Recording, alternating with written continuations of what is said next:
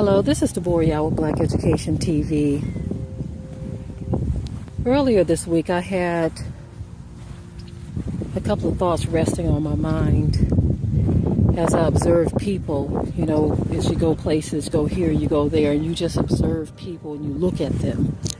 And you can kind of analyze people and their thoughts sometimes and their feelings or their attitude or just a little bit about them just by looking at them. One thing I notice about everybody, and I'm talking everybody, is that for the most part, as we walk about in our day and we're doing things and we're planning things, achieving things, accomplishing things, most people don't take the time to consider that the life that is in them does not belong to them. When I say the life that is in you, I'm talking about the breath, the very breath that you breathe. Because once you are separated from that breath or that life, that's it. You're finished. Now, I'm talking about as it relates to this body, this physical life that we live, this physical body. We know that there's something beyond death. I know some people don't believe in that, but whether you believe it or not, it is what it is. But for the most part, most of us, we go about in our lives and we don't consider that the breath or the life that we have does not belong to us. And that is actually a gift. This gift that has been given to all of us that exist on this earth today. Doesn't care what color you are, how much money you have, where you live. The scripture says that Yah reigns on the just and the unjust. You see, this is why you have people living all over this planet with various types of existences. Some good, some bad, some rough, some smooth. But the one thing we all have in common is that this life that we have, this breath that we breathe, is borrowed. Or should I say, has been granted or given to us as a gift. Life is a gift. And when you walk about and you take it for granted, you think that that next breath is yours, that you have some type of control over that there is nothing that could separate that life from you.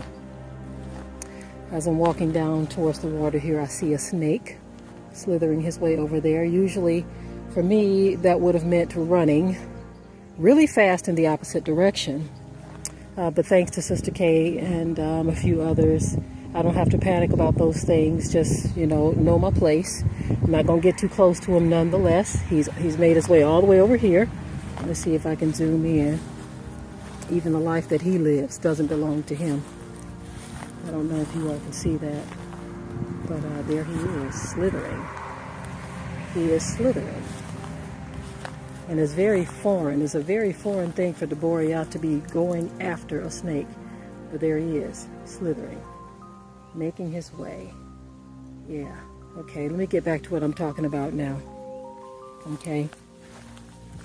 But this life that we live, many of us take it for granted that it is ours and that there's nothing anyone can do to take this life from us the way we have it planned out. We have it all mapped out the way we want things to go. We want things to proceed this way or that way. And we feel like as long as we want that, okay, that was a frog that time. Okay, family, today is a day of nature, okay? Everything. The scripture says, let everything that hath breath praise Yah. You hear all of that? That creature is praising Yah. Here I am talking about life, the life that we live, the life that we have been granted.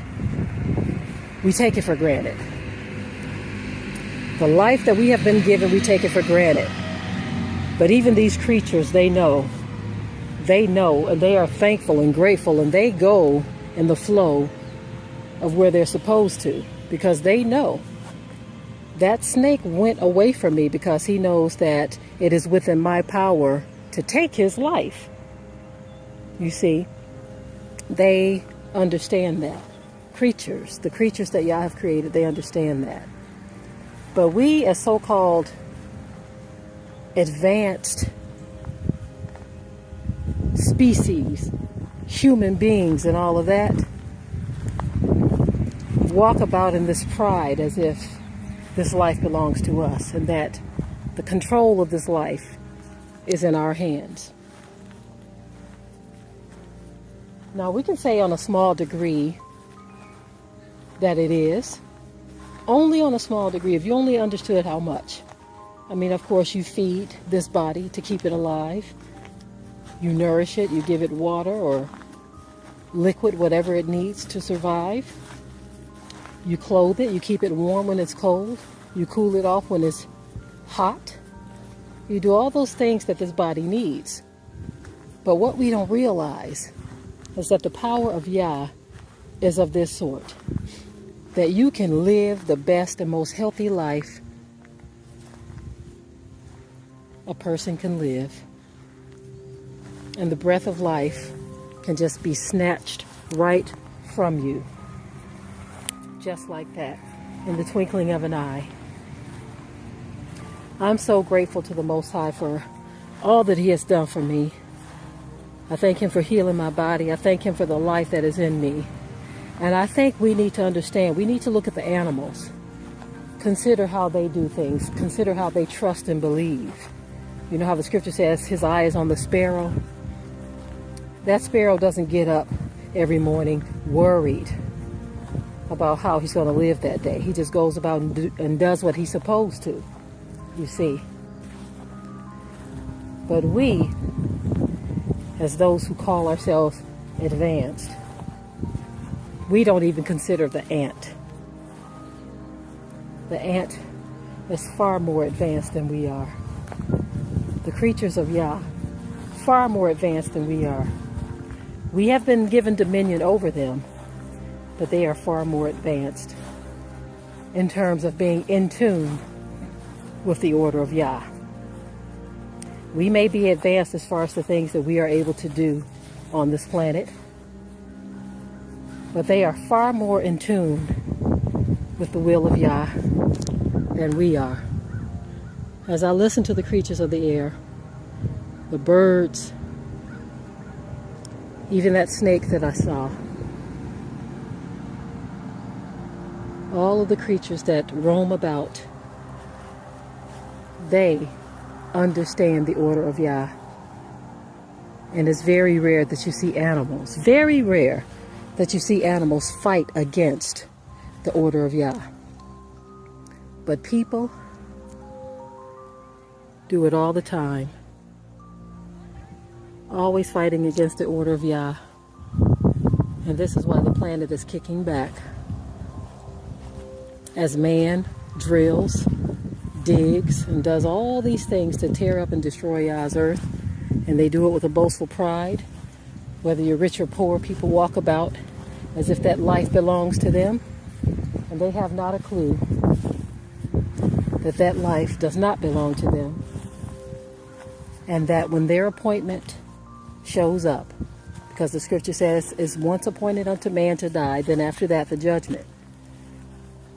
When your appointment shows up, there is nothing you can do. Absolutely nothing you can do. Because death doesn't care what you look like, how tall you are, how short you are, how rich or poor you are. When it's your appointment time, that life that you took for granted, it just fades away. The scripture says your life is but a vapor. If we keep those things in mind as we live, we would be more thankful and we'd be more careful with the things that we do or allow ourselves to do. I wanted to speak a little bit longer on this subject, but it's time for us to leave.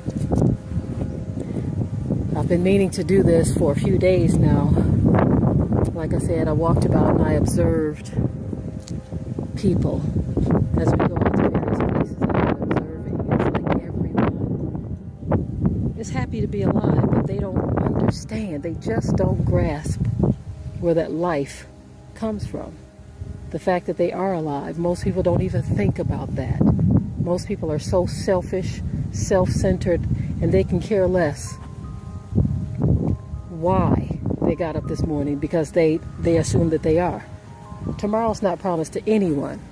But when you look at a boastful, prideful, arrogant person, or a person who just don't acknowledge Yah at all, or a person who don't even think about him, don't love him, don't trust him, and some that even do claim to love and trust him, and you allow yourself to go in a certain direction, or go down a certain path, or do certain things, do you really truly trust and love the Most High?